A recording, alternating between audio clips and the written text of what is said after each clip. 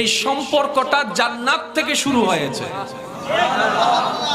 ওই সম্পর্কের নাম স্বামী স্ত্রী, যে সম্পর্কটা আজীবন থাকবে কিয়ামতের ময়দানে অনন্তকাল, ওই সম্পর্কের নাম স্বামী স্ত্রী। দুর্ভাগ্য আমাদের ওই স্বামী স্ত্রীর বন্ধনের গুরুত্বটা না বুঝার কারণে আজকে আদালতে ডিভোর্সের হার বেড়ে গিয়েছে।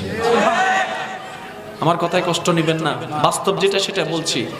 আপনি স্বামী স্ত্রী এমন একটা নিয়ামত, কোথাও ঘুরতে গিয়েছেন, ঘুরায় ঘুরা হয়ে গেল, সদকায়ে জারিয়ার সওয়াব হয়ে গেল, বলেন সুবহানাল্লাহ।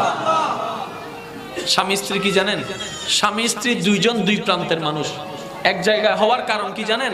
এক জায়গায় হওয়ার কারণ শুধু বাচ্চা হওয়ানো না, এক জায়গায় হওয়ার কারণ শুধু উনি ভাত রান্নবে আমি খাবো সেই জন্য না, এক জায়গায় হওয়ার কারণ হচ্ছে দুইজনে মিলে আরো বেশি করে রবের ইবাদত করব, নবীর দরুদ পড়ব। সুবহানাল্লাহ।